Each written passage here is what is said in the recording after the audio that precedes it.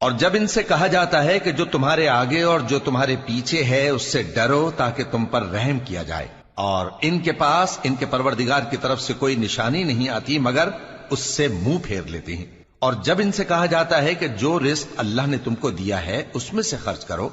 تو کافر مومنوں کے متعلق کہتے ہیں